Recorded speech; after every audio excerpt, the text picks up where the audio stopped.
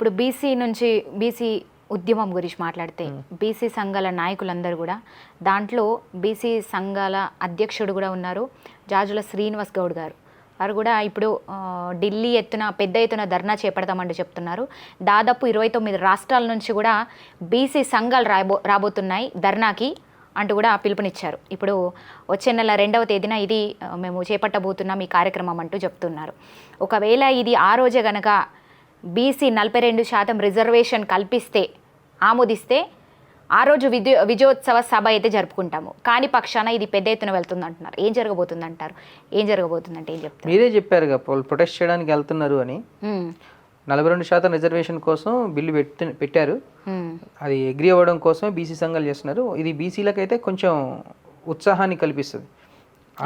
ఎందుకంటే రేపు పొద్దున్న 42% రిజర్వేషన్ కల్పిస్తే కనుక బీసీలో కొంచెం చైతన్యం కలుగుద్ది. ఇక తెలంగాణలోకి వచ్చేసరికి బీసీ అతను ముఖ్యమంత్రి అయితే బాగుంటుందని ఒక ఆలోచన. ఇంతకుముందు కేసీఆర్ గవర్నమెంట్ అదే పట్టుకున్నారు. ఇంతకుముందు కేసీఆర్ గవర్నమెంట్ 2014 గవర్నమెంట్ ఫామ్ చేస్తున్నప్పుడు ఎస్సీని దళితుని ముఖ్యమంత్రిని చేస్తానన్నారు. ఇంతవరకు ఆ దాఖలాలు లేవు అక్కడ. ఇక ఇప్పుడు మళ్ళీ బీసీ సంఘ నాయకులందరూ కూడా ఏమవుతుందంటే బీసీ ఉద్యమం మొదలుపెట్టారు. బీసీ వచ్చేది ఇక బీసీ ముఖ్యమంత్రి అంటున్నారు. మళ్ళీ బీసీ ముఖ్యమంత్రి వస్తున్న తర్వాత మళ్ళీ బీసీల్లో మా కులమే ఎక్కువ ఉందని అది కూడా కొట్లాడ స్టార్ట్ అవుతుంది. బీసీ ఉద్యమం మొదలుపెట్టారు. బీసీ వచ్చేది ఇక బీసీ ముఖ్యమంత్రి అంటున్నారు.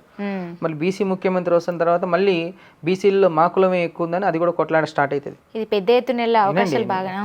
బీసీల్లో ఇప్పుడు ముదిరాజులు ఎక్కువ ఉన్నారు, తర్వాత పద్మశాలీలు, తర్వాత యాదవులు, ఇలా కౌంటింగ్ ఉంటుంది. మాకులో కూడా సీఎం కావాలని ఇంకో రకంగా ఈక్వేషన్ వెళ్తుంది. అంటే దీనికి ఒక అంతం అనేది ఉండదు. It's a endless war. So BC ఉద్యమం వల్ల మాత్రం బీసీలకు న్యాయం జరగడం అయితే కంపల్సరీ జరగబోతుంది అనేది వాస్తవం. ఎందుకంటే రేపు పొద్దున ఈ బీసీ ఈక్వేషన్ అనేది రేపు పొద్దున రాష్ట్ర రాజకీయాల్ని మార్చబోతుంది అనే ఈక్వేషన్ అయితే ప్రజలకు అర్థమైంది.